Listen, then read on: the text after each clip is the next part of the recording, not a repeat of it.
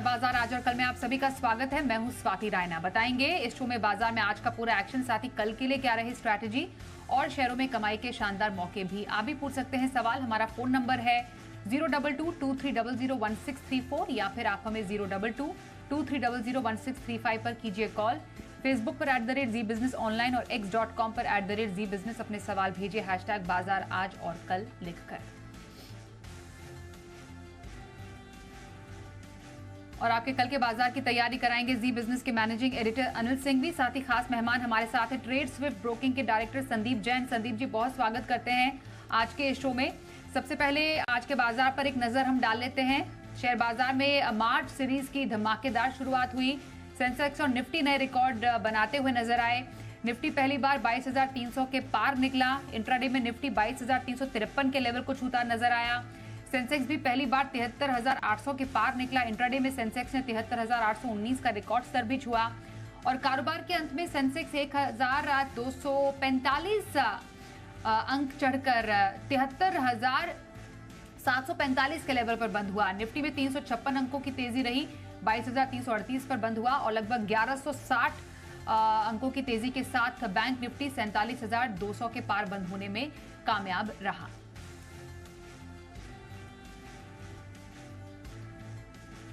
और आइए अब एडिटर्स टेक में अनिल जी से समझते हैं कि मार्च सीरीज की दमदार शुरुआत के पीछे के बड़े कारण क्या रहे हैं। मार्च सीरीज की शुरुआत भारतीय बाजारों ने दमदार एक्शन के साथ की और सीरीज की शुरुआत में खुलते ही पहले ही दिन निफ्टी और सेंसेक्स दोनों ने बनाए नए रिकॉर्ड। और रिकॉर्ड भी कैसे, दिन के दौरान भी अब तक का सबसे उच्चतम लेवल मिला और क्लोजिंग बेसिस पे भी हम लाइफ टाइम हाई पर बंद हुए। तो ऐसा क्या हो गया कि अचानक से मार्च के पहले दिन ही और सीरीज के पहले दिन ही बाजारों ने ऐतिहासिक दिन बनाया। तो पहला, हमारे इकोनॉमी के आंकड़े बड़े मजबूत आते दिखे, जिसमें जीडीपी ग्रोथ 8.4% की उम्मीद से कहीं ज़्यादा इसने जोश भरा। वित्तीय घाटे का आंकड़ा जो आया अभी तक 10 महीने का, वो काफ़ी मजबूत नज़र आ रहा है। सिर्फ 66% वित्तीय घाटा हुआ है, वो भी बाजार को पसंद आया। ग्लोबल संकेतों की बात करें तो बिल्कुल ग्लोबल संकेतों में अमेरिकी बाजार लगातार 3 दिनों से डे हाई के आसपास बंद हो रहे हैं। कल अमेरिकी बाजारों में अच्छी तेजी भी दिखी है। और चौथा कारण जो एक और बड़ा था, वो भारतीय बाजारों में टेक्निकल रीजन था। फरवरी की सीरीज की समाप्ति हुई, मार्च की सीरीज की शुरुआत हमने हल्के नोट के साथ की। एफआईएस की इंडेक्स लॉन्ग पोजीशन 35% के आसपास ये, और सीरीज को लेकर जो कुछ दबाव था पिछली सीरीज का, वो खत्म हुआ। तो हल्के बाजारों के लिए ऊपर उछलना बड़ा आसान काम था और इन्हीं सब के चलते मजबूत शुरुआत की। लेकिन मजबूत शुरुआत करने के बाद बाजार ने पीछे मुड़कर देखा नहीं। न सिर्फ 22,100, 22,200 और 22,200, 300 पुराना रिकॉर्ड पार किया, बल्कि उसके ऊपर जाकर बंद भी हुए। 350 अंकों का बड़ा उछाल निफ्टी में दिखा। तो लाइफ टाइम हाई छुआ भी और लाइफ टाइम हाई पर क्लोज हुए भी। सेंसेक्स ने भी नया लाइफ टाइम रिकॉर्ड बनाया और तेजी जबरदस्त देखने को मिली यहाँ पर भी। और बैंक निफ्टी भी 1165 पॉइंट ऊपर बंद होता दिखा। कमाल आज बैंक निफ्टी ने किया, भले ही नए रिकॉर्ड ना बनाया हो, लेकिन बैंक निफ्टी ने लीडरशिप ली, तेजी की और करीब निचले स्तरों से जो रिकवरी आई वो काबिल तारीफ थी। 47,100 के ऊपर की क्लोजिंग बैंक निफ्टी में काफ़ी बढ़िया कही जाएगी और ट्रेडिंग रेंज के निचले सिरे से ऊपरी सिरे पर आने में वक्त काफ़ी कम लगाया है। तो ये है बाजार का कमाल। मिड कैप और स्मॉल कैप शेयरों की बात करें तो आज स्मॉल कैप शेयरों में एक्शन थोड़ा कम था, वहाँ पर फोकस नहीं था। मिड कैप इंडेक्स ठीक ठाक से थे, 1% की तेजी के साथ रहे। लेकिन आज की पूरी तेजी की कमान दिग्गज शेयरों ने संभाली और लार्ज कैप शेयरों में जो एक्शन आया उसका कहना ही क्या। और इसको लीड किया ऑटो शेयरों ने, मेटल शेयरों ने। ये दोनों ही सेक्टर गजब की तेजी में आज आपको नजर आए। सरकारी कंपनियां जो पिछले कुछ दिनों में करेक्शन में नजर आई थी, ऐसी उठ खड़ी हुई भागती हुई दिखेगी, पूछे मत। तो ओवरऑल ब्रॉडर मार्केट में बहुत अच्छी तेजी, मूड माहौल फर्स्ट क्लास। और कल शनिवार को भी एक ट्रेडिंग सेशन है, उससे पहले भारतीय बाजार अच्छी दमदार तेजी के साथ बंद होते दिखे। आइए संस्थागत निवेशकों के आंकड़ों को भी देख लें। एफआईआई यानी विदेशी संस्थागत निवेशकों ने कैश मार्केट में करीब 129 करोड़ रुपए की खरीदारी की है। वहीं डीआईआई यानी घरेलू संस्थागत निवेशकों की तरफ से करीब 3,814 करोड़ रुपए की खरीदारी के आंकड़े आए हैं सामने। संदीप जी के पास चलते। संदीप जी, मार्च सीरीज की शानदार शुरुआत, इस बार तो शनिवार को भी स्पेशल ट्रेडिंग सेशन है जिसके लिए हम सबको मौजूद रहना पड़ेगा, पर अभी फिलहाल बाजार के लिए और कौन से अहम संकेत देख रहे हैं आप? नहीं, बिल्कुल देखिए, अनिल जी ने काफी अच्छी जो कमेंट्री दी मार्केट्स को लेकर, उसी पे मैं और बोलना चाहता हूं कि बस ऑलमोस्ट सारे पॉइंट सिमिलर है, काफी सब कुछ कवर हो चुका है। एक जैसे लाइटर सीरीज थी, मतलब लाइट होके जब आप नए सीरीज में आते हैं, तो फरवरी के बाद मार्च में आए तो जबरदस्त बिगिनिंग, इतना स्ट्रॉन्ग बिगिनिंग की उम्मीद नहीं थी। बट पिछले 2 बार जैसे हमारे जी बिजनेस चैनल पे बताया भी जा रहा था, आज सुबह स्पेशल स्टोरी थी कि कैसे इलेक्शन के ईयर में मार्च की सीरीज कैसे होती है। तो सर्टनली 2014 वाली, 2019 वाली और इस बार अब 2024 वाली, तो एक आगाज तो दिखा दिया कि किस तरीके से होते एक हाइज बनाया और इतना डिसाइसिवली मार्केट ने अपने पुराने हाइज को क्रॉस किया है और आज नीचे गया ही नहीं। आज वॉलेटिलिटी थी कंटिन्यूअसली, मार्केट 10-20 पॉइंट नीचे आके फिर ऊपर जा रहा है और बंद होते होते जबरदस्त हुआ। तो बैंक निफ्टी ने कमाल दिखाया। बैंक्स में हमें काफी तेजी लगती है क्योंकि बैंक निफ्टी एक ऐसे लेवल्स पे थोड़ा अंडर परफॉर्म भी कर रहा है और अपने अच्छे एवरेजेस से स्ट्रांगली मूव किया। So I feel that is good. Macros बहुत अच्छे थे, जीएसटी के नंबर्स बढ़िया आए हैं, जीडीपी के आंकड़े बढ़िया आए हैं। फिर अब यूएस का देखें तो पॉजिटिव ग्लोबल क्यूज है, वहां पे इन्फ्लेशन के नंबर्स ठीक आए, एफआईआई की बहुत बढ़िया बाइंग थी और आज भी बाइंग है। तो मुझे ओवरऑल लगता है कि large caps certainly will out perform now. जैसा कि अनिल जी ने कहा कि मिड कैप्स तो फिर भी ठीक थे, स्मॉल कैप्स आज अंडर परफॉर्म कर रहे थे। तो हो सकता है कि कैश मार्केट से ये जो बड़े वाले स्टॉक्स है, इनफैक्ट क्योंकि रिलायंस हो या एचडीएफसी हो या आईसीआईसीआई बैंक हो, एक्सिस बैंक हो, ऑटो वाले स्टॉक्स हो, स्टील मेटल्स, ये सब बढ़िया कर रहे थे। सो ओवरऑल मुझे लगता है लार्ज कैप्स पे थोड़ा फोकस रखे। जनरली मैं स्मॉल कैप मिड कैप की ही ज्यादा बात करता हूं, बट अभी एक बार फॉर टाइम बिंग मुझे ऐसा लगता है कि large caps might outperform और might catch up their smaller cousins. तो मुझे लगता है कि बिल्कुल मार्केट में तेजी बनी रहनी चाहिए मंडे को भी, और कल भी। सॉरी, कल एक ट्रंकेट एक स्पेशल ट्रेडिंग सेशन है, तो आदत मेरी फ्राइडे की पड़ी हुई है वीकेंड की, तो मुझे लगता है कल भी मार्केट्स में बढ़िया रहेगा। बट एक चीज का ध्यान रखिए, 5% का सर्किट है हर आइटम में और 2 बार ट्रेडिंग सेशन है और टाइमिंग्स आज हमने चैनल पे बताई है काफी बार। एब्सोल्युटली। तो बाजार को लेकर काफी बुलिश है संदीप जी। कुछ कॉल्स भी उनकी जान लेते हैं। पोजिशनली कौन से स्टॉक में खरीदारी की सलाह रहेगी संदीप जी आपकी? देखिए, hotel stocks are doing well और आगे भी मुझे लगता है कि होटल स्टॉक्स अच्छा करेंगे। तो बिल्कुल EIH लिमिटेड, जो कि मैंने पहले भी दिया हुआ है क्लाइंट्स को भी, हम लोग आगे पीछे रेकमेंड किए हैं क्योंकि EIH लिमिटेड काफी चर्चित स्टॉक है होटल इंडस्ट्री का और चैनल पे भी हमने इस शो में भी काफी बार किया है। तो 408 पे बंद हुआ है, 435 का टारगेट लगा है, 399 का स्टॉप लॉस। तो पोजिशनल पिक के तौर पे EIH लिमिटेड। ओके, तो 399 का स्टॉप लॉस और 435 के टारगेट के लिए EIH लिमिटेड में पोजिशनल खरीदारी की सलाह आई है हमारे आज के एक्सपर्ट संदीप जी की तरफ से। ये तो रही पोजिशनल कॉल की बात। लॉन्ग टर्म के लिए अब स्टॉक आपका जानना चाहेंगे, कौन सी पसंद है आपकी सर? बिल्कुल, एक बहुत ही पुरानी कंपनी 1951 से कार्यरत, जिसका नाम है एडोर वेल्डिंग लिमिटेड। अगर पुराना नाम देखा जाए तो अडवाणी ऑर्लिकॉन लिमिटेड, जो फिर उससे एडोर ADOR उससे आया और वेल्डिंग इक्विपमेंट्स के एक लीडिंग प्लेयर है। मतलब वेल्डिंग कंपनीज की, मतलब one of the biggest welding companies है। High quality welding equipments, consumables और वेल्डिंग ऑटोमेशन सॉल्यूशंस बनाती है और कंपनी का flares and process equipment division भी 30 साल से ज्यादा पुराना है और 40 से ज्यादा कंट्रीज में कंपनी के एक्सपोर्ट्स है, इनकी सेल्स एंड डिस्ट्रीब्यूशन नेटवर्क है। सो ओवरऑल मुझे ये कंपनी बहुत बढ़िया लगती है और फंडामेंटल्स भी बहुत बढ़िया जो सॉल्यूशंस दे रही है। तो सर्टेनली मतलब अभी जो मार्केट्स में या जो इकोनॉमी में अगर एक ग्रोथ का डेटा आता है, इंफ्रा के ऊपर पुश आता है, हर चीज के ऊपर कैपेक्स में अगर इन्वेस्टमेंट्स आते हैं तो इस कंपनी को फायदा मिलता है। और सर्टेनली ऑयल एंड गैस वाले सेक्टर, पेट्रोकेमिकल्स, इन सब में इनके काफी बड़े बड़े क्लाइंट्स हैं, क्लाइंट प्रोफाइल बहुत बड़े हैं। तो fertilizer, steel plants, pharma, chemical complexes, ये सब में ये लोग देते हैं। काफी सारे PSUs, बड़ी बड़ी PSUs इनके क्लाइंट्स हैं। ऊपर के लेवल से स्टॉक थोड़ा टूटा हुआ भी है, 1770 के हाई से 1451 तक आया हुआ है, तो वो भी एक मुझे बढ़िया एक कुशन दिखता है। रिस्क रिवॉर्ड रेशियो बढ़िया लगता है। Return on capital employed 26%, return on equity 20%, पिछले 3 साल के प्रॉफिट की कैगर 33%, सेल्स की कैगर भी बहुत बढ़िया रही है एंड डिविडेंड यील्ड भी करीब 7% के लगभग देते हैं। फिर मैं देख रहा था इनके मार्जिन्स हालांकि थोड़े से ठीक ठाक ही थे, मतलब 8% के सामने 12% के सामने 9% का मार्जिन था, वो डिप आया। बट टॉप लाइन बढ़ी हुई थी इसलिए बॉटम लाइन भी बढ़ के आया। सो 10 करोड़ के पैट के सामने 14 करोड़ का पैट। सो TTM बेसिस पे भी ये हाईएस्ट एवर पैट पे बैठी हुई है 67 करोड़ का। और कंपनी में सबसे बढ़िया बात है डेट्स भी नेग्लिजिबल डेट्स है, which is again very good. और पब्लिक शेयर होल्डिंग में कुछ रिनाउंड नेम्स है, एफआईआईज डीआईआईज का भी भरोसा है कंपनी पे, तो 5-6% के लगभग एफआईआईज डीआईआईज है, और प्रोमोटर्स की भी अच्छी स्टेक है 57% के लगभग। So I feel it's a fantastic company, market leader है वेल्डिंग सेगमेंट में, और ओवरऑल ऊपर से करेक्ट भी हुआ है, ग्रोथ भी बढ़िया दे रहे हैं, नंबर्स भी ठीक दे रहे हैं। तो मुझे लगता है कि इस लेवल पे स्टॉक को लिया जाए 1650-1690 के टारगेट के लिए। 1650-1690 के टारगेट के लिए अडोर वेल्डिंग में लंबी अवधि की खरीदारी की सलाह हमारे आज के एक्सपर्ट संदीप जैन की राय। आइए पहले कॉलर से बात करें। अहमदाबाद से रुद्रदास इस वक्त हमारे साथ है। बताइए सर, नमस्कार, कौन सा स्टॉक आपके पास है? नमस्कार संदीप सर, मैं रुद्र बात कर रहा हूँ। मेरे पास लॉरूज लैब्स पड़े हैं 421 के भाव से, मेरे पास उसकी 150 क्वांटिटी पड़ी है, और मेरा व्यू ज्यादा लॉन्ग टर्म नहीं है बिकॉज मुझे कंपनी का कोई अनुभव नहीं है, तो प्लीज इसके ऊपर मुझे कुछ एडवाइस दीजिए।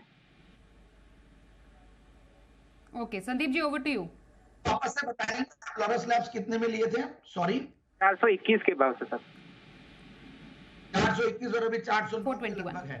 ठीक है, देखिए इस कंपनी के रिजल्ट्स अच्छे नहीं आ रहे 2-3 क्वार्टर से, हालांकि काफी हद तक ऊपर के लेवल से बहुत बड़ा करेक्शन दे चुका है। तो हालांकि 44-45 52 वीक हाइज है, बट अगर आप इसका लाइफ टाइम हाइज देखें तो काफी ऊपर गया हुआ है ये स्टॉक। पहले 3 साल का अगर हाइज देखें तो वहां से काफी करेक्ट हुआ, 700 से 400 के लेवल्स पे अब सपोर्ट लिया है, क्योंकि सारी नेगेटिव्स कहीं ना कहीं प्राइस्ड इन हुई है, और क्वार्टरली रिजल्ट्स भी बढ़िया नहीं आ रहे हैं, 3 क्वार्टर से हल्के रिजल्ट्स आ रहे हैं। तो मैं यही कहूंगा कि आप इस पे उछाल में एग्जिट करने की कोशिश कीजिएगा, क्योंकि एक चीज अच्छी है कि फंडामेंटल्स तो वीक हो गए हैं कंपनी के, और वैल्यूएशंस भी काफी महंगे लगने के लगे इसीलिए, बट एक तरफ ये अच्छा है कि काफी करेक्ट हो गया, एक सपोर्ट लेवल्स पे है, डाउनसाइड रिस्क कम है, तो टेक्निकल एक प्ले हो सकता है ये बाउंस बैक प्ले।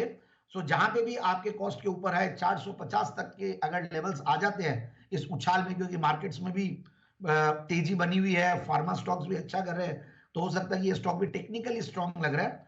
तो मुझे लगता है कि 450 पे आप इसमें प्रॉफिट बुक कर लीजिएगा। ओके, तो 450 के लेवल्स तक का जरूर ध्यान रखिएगा, ये लेवल को ध्यान में रखने की बात के लिए बता रहे हैं संदीप जी। उसके बाद प्रॉफिट बुकिंग की सलाह आपके लिए। गुजरात से मदन लाल जी अगले कॉलर हमारे साथ है। बताइए मदन जी, क्या सवाल है आपका? यस भी मैंने लिया है 27 रुपये में लिया है, लॉन्ग टर्म 1000 लिया, 1000 नंग। अच्छा, खरीद फिर से बताएंगे सर?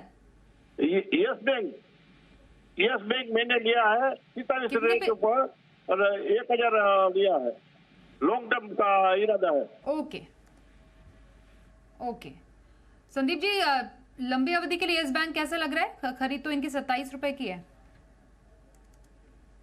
ठीक है, मतलब मैं यही बोलूंगा कि इनको होल्ड करना चाहिए, कहीं कोई अब दिक्कत लगती नहीं है, क्योंकि ये चीज तो दाद देनी पड़ेगी कि हमारे सरकार ने, हमारे रेगुलेटर्स ने जिस तरीके से इस बैंक को संभाला और शेयर होल्डर्स का पूरा ध्यान भी रखा गया, और देखते हैं कि स्टेट बैंक और ये बड़ी बड़ी बैंक्स है, तो एक तरीके से देखिए मैं तो इसको कई बार एक मतलब वैसे पीएसयू बैंक जैसा ही मानता हूं, और ऑलरेडी काफी करेक्ट हो चुका है, और अभी भी रिसेंट हाई से भी करेक्ट हो चुका है, तो मुझे लगता है कि ये होल्ड करें, लॉन्ग टर्म का इनका नजरिया है, तो बाउंस बैक आ जाएगा, क्योंकि वैल्यूएशंस और सारी चीजें अब कहीं ना कहीं सब दिख रहा है कि डिस्काउंटेड है। So overall he can continue holding it, और 30 रुपए के टारगेट्स के लिए स्टॉक को होल्ड कर सकते हैं। ओके, होल्ड कीजिए 30 रुपए के टारगेट के लिए यस बैंक में बने रहने की सलाह आपके लिए संदीप जी की तरफ से। अकोला से कैलाश जी अगले कॉलर हमारे साथ है। नमस्कार सर, बताइए कौन सा स्टॉक आपके पास है? नमस्कार जी, मैं संदीप जी को बहुत ज्यादा फॉलो करता हूँ, उनका फैन भी हूँ जी। मेरे पास संदूर मैग्नीज है, आफ्टर बोनस 800 शेयर है। ओके, तो अभी इस बेस बना चुका है, तो और ऐड कर सकता हूँ, या उसके बारे में थोड़ा उनकी सलाह चाहिए थी। बिल्कुल, मुझे सर बताएंगे आपकी खरीद कितने की है इसमें? Long term investment. Okay okay जी Sandeep ji. First of all बहुत बहुत धन्यवाद, आप इतना फॉलो करते हैं, एंड मुझे ये कंपनी काफी अच्छी लगती है और मैंने जेम्स में भी कवर किया इसको, और अभी रिसेंटली जब कवर किया था वहां से एक बहुत बड़ा मूव बहुत फास्ट दिया, फिर इनके कॉर्पोरेट एक्शन भी हो गए। तो मेरे हिसाब से देखिए ये स्टॉक को ये होल्ड करके रख सकते हैं समहाउ, मुझे वैल्यूएशंस के लिहाज से बहुत महंगा नहीं लगता है, और मेटल वाले स्टॉक्स अब अच्छा करने लगे हैं। एक स्ट्रॉन्ग पेडिग्री वाली, स्ट्रॉन्ग बैकग्राउंड वाली, अच्छे फंडामेंटल्स वाली कंपनी है। जस्ट दैट कि एक बहुत बड़ा मूव जब नीचे के लेवल से देते हैं तो स्टॉक्स रिट्रेस करते हैं और फिर नए रिजल्ट्स को देखते हैं। तो नए रिजल्ट्स थोड़े से हल्के आए थे, तो इसलिए ऊपर के लेवल से ये स्टॉक करेक्ट भी हुआ है 500 550 के लेवल से अभी इन लेवल्स पे। तो मुझे लगता है कि 350 370 ये एक रेंज है जहां पे ये सपोर्ट ले लेगा, एंड फंडामेंटल्स तो अच्छे है ही है। अब आगे के क्वार्टरली रिजल्ट्स देखने हैं, but overall I like the sector, I like the mining companies, and मुझे ऐसा लगता है कि माइनिंग कंपनीज में बहुत स्कोप आगे भी। और आज भी हमने देखा स्टील स्टॉक्स अच्छा कर रहे थे, मेटल स्टॉक्स अच्छा कर रहे थे, तो ये भी स्टॉक आगे अच्छा करेगा। So he should continue holding the stock for longer time frame. बने रहिए संदूर मैंगनीज में, यही राय आपके लिए दे रहे हैं संदीप जी। अगले कॉलर सूरत से धर्नेश जी हमारे साथ है। बताइए सर, क्या सवाल है आपका? मैम मेरा सवाल ये है कि L&T का मेरे पास 70 शेयर है 2717 से, और HAL मेरे पास है HAL का मेरे पास है HAL मेरे पास है 40 शेयर 2707 रुपए से। ओके। तो भी उसमें मेरे को लॉन्ग टर्म के लिए रखना है। कब आप जानना चाहेंगे? हाँ ओके ओके, लॉन्ग टर्म के लिए L&T और HCL में राय चाहिए। इनकी एंट्री लेवल तो अच्छी है, खरीद अच्छे लेवल्स पर है, मुनाफे में भी है, क्या राय रहेगी सर?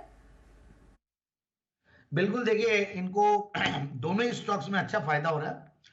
L&T इनफैक्ट आज का मतलब एक तरीके से लीडर था, बहुत बढ़िया मूव दिया, और एक इतनी बड़ी कंपनी 4-5% बढ़ती है 5 लाख करोड़ की मार्केट कैप वाली, तो संभव बहुत बढ़िया लगता है। और अभी भी मुझे लगता है कि काफी स्कोप है, वैल्यूएशन के लिहाज से मुझे कोई बहुत महंगा नहीं लगता है। एंड आगे भी जो इंडिया स्टोरी है उसका अच्छा प्रॉक्सी प्ले हमेशा L&T रहता है। इंफ्रा के ऊपर सरकार का जो पुश है उन सबको देखते हुए लगता है कि L&T will continue doing well, और क्वार्टरली रिजल्ट्स भी बढ़िया आए थे, तो बिल्कुल होल्ड करके रखें।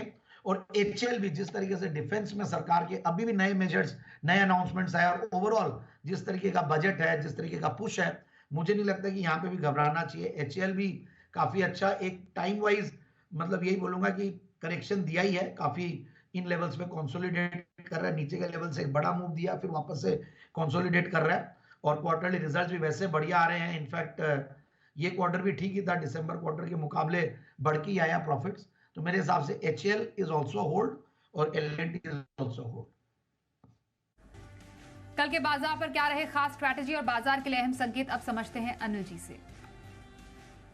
कल सुबह जब हम ट्रेड के लिए लौटेंगे तो सबसे इंपॉर्टेंट फैक्टर जो भारतीय बाजारों के लिए होगा वो आज की शानदार तेजी के बाद FIs और घरेलू फंड के आंकड़े किस तरह के दिखते हैं सीरीज के पहले दिन। अगर दोनों की तरफ से अच्छी खरीदारी के नंबर आए तो कहना ही क्या, ट्रेडर्स का जोश और बढ़ता हुआ दिखेगा, वो बाजार को ऊपर ले जाने की कोशिश करेंगे। लेकिन इसमें सहयोग देना होगा डाउ और नैस्डैक को। देखते हैं अमेरिकी बाजारों में किस तरह का रुझान होता है। हमारे बाजारों के बंद होने के वक्त डाउ फ्यूचर्स 25-30 पॉइंट नीचे और नैस्डैक फ्यूचर 25-30 पॉइंट ऊपर ट्रेड करते हुए दिख रहे थे, यानी कि अमेरिका में रह सकता है मिला जुला कारोबार। अगर अमेरिकी बाजार कमज़ोर रहे तो भारतीय बाजार थोड़ा नीचे खुलेंगे तो सपोर्ट लेने की कोशिश करेंगे। और अब सपोर्ट जो आपको दिखेगा कल के लिए वो होगा 22,200 से लेके 22,250 की रेंज सपोर्ट का काम करेगी। और एक बार फिर से 22,350 के ऊपर निकलकर बाजार टिका तो खुले नीले आकाश में पहुंचकर 22,500 की तरफ बढ़ने की कोशिश करेगा। रुझान तेजी की तरफ बाय ऑन डिप्स का मार्केट रहेगा निफ्टी के लिए।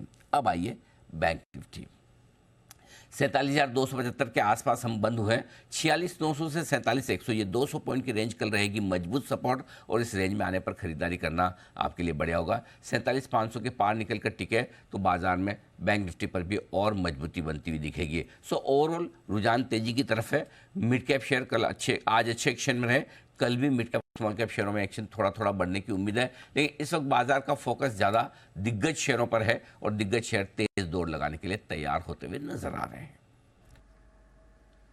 और देखते हैं अब कल का option.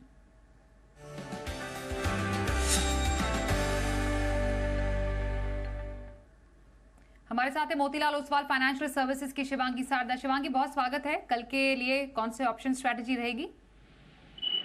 Good evening evening Swati ji, thank you for having me. तो हम देखते हैं कि मार्केट जो है वो लाइफ टाइम हाई लेवल्स पे शेयर कर रहे हैं और काफ़ी अच्छा stock specific sector across board हम देख रहे हैं एक्शन भरा पूरा है।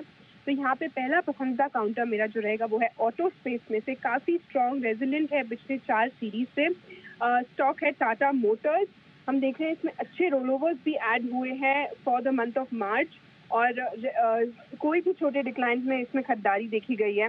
फ्रेश वॉल्यूम्स जो है वो ऐड होते हुए दिख रहे हैं ब्रेकआउट के साथ। तो यहाँ पे 980 के कॉल ऑप्शन में खरीदारी की सलाह रहेगी। 28 का स्टॉप लॉस और 40 का एक टारगेट बनते हुए दिख रहा है। दूसरा पिक मेरा रहेगा बैंकिंग स्पेस में से। आज के सेशन में ही हमने देखा है कि बैंक निफ्टी जो है 1100 पॉइंट के ऊपर रिकवरी मैसिव वे से बुल्स का एक एक्शन देखने को मिला है। तो यहाँ पे पसंदीदा काउंटर जो रहेगा वो है PSU स्पेस में से SBI। हम देख रहे हैं कि पिछले मंथ में भी फरवरी में भी हमने एक बहुत अच्छा प्राइस एक्शन देखा है इसमें और फॉलो अप काफ़ी स्ट्रॉन्ग है काउंटर में। तो यहाँ पे 770 के कॉल ऑप्शन में खरीदारी की राय रहेगी। 20 के स्टॉप लॉस और 32 के टारगेट बनते हुए दिखेंगे। बिल्कुल, तो 2 स्टॉक्स में कल के बाजार के लिए ऑप्शन स्ट्रैटेजी शिवांगी शारदा की तरफ से। धन्यवाद शिवांगी हमसे बातचीत करने के लिए। और संदीप जी, कल के बाजार के लिए आपकी कोई खास स्ट्रैटेजी? हाँ बिल्कुल, देखिए बैंक्स तो सर्टेनली हमारे फेवरेट्स थे ही, बट मैं बैंक के अलावा एक स्टॉक लाया हूँ, वो है इंद्रप्रस्थ गैस लिमिटेड। और ये स्टॉक अपने पीयर्स को पहले अंडर परफॉर्म किया था, now it is catching up. तो मुझे लगता है कि ये स्टॉक भी बढ़िया है। 434 के लेवल्स पे आप ले सकते हैं। 443 447 का टारगेट लगाए और 430 का स्टॉप लॉस।